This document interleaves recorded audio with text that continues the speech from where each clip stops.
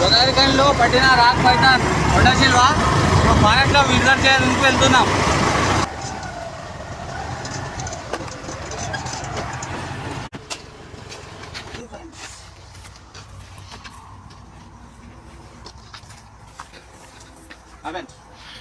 మన Godavari colony Saptagiri colony ముందు rescue చేసినాం నిన్న రాత్రికి. ఇప్పుడు దేని గురించి ఇప్పుడు విడుదల చేయడం జరుగుతుంది అంటే, రాత్రిపూట మన రామగుండం ప్రాంతంలో పులి తిరగడం జరుగుతున్నది. ఇప్పుడు నా వల్ల నా తోడు వచ్చే మిత్రులకు ఇబ్బంది కావద్దని పగలపూట వచ్చి విడుదల చేయడం జరుగుతున్నది పాముకి.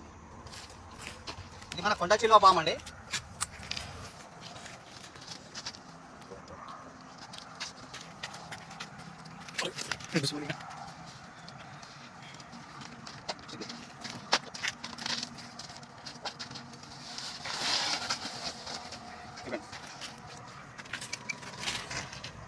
దగ్గర దగ్గర దీని పొడవు 8 ఫీట్ దాకా ఉన్నది. చూడండి, ఇది దీని పొడవు.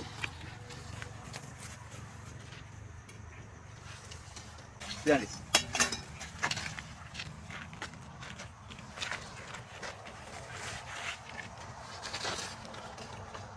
దీనికి ఎలాంటి విషయం అనేది ఉండదు. విన్నారా? చూడండి ఎట్లా పడుతుంది.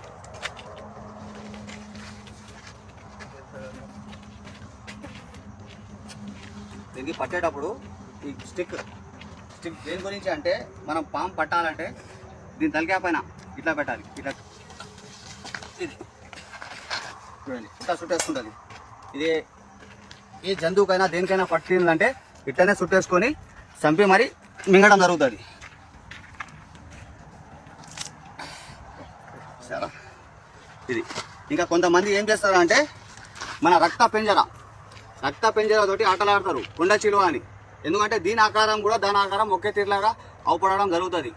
ఆ తప్పు ఎప్పుడు చేయకండి. మీరా, మన కొండచిల్వకు మూతి ఇట్లా ఉంటుంది, మళ్ళీ ఇట్లా రెడ్ సింబల్ లెక్క ఉంటుంది ఈ కొండచిల్వ. దీనికి పండ్లు ఇట్లా ఉంటాయి.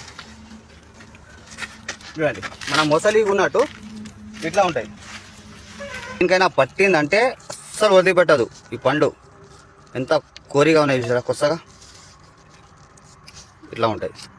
మొసలిని ఉన్నట్టే ఉంటాయి పండ్లు. చూడండి ఇట్లా. ఓకే,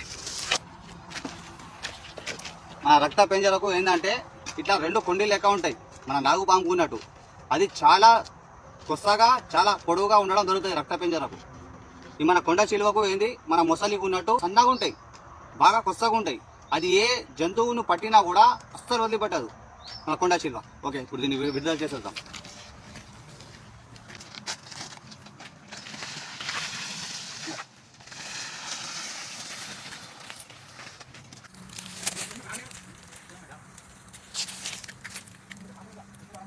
ఓకే ఫ్రెండ్స్, వెళ్ళిపోతుంది. ఓకే, స్లోగా వెళ్తాను చూడండి, నిదానంగా.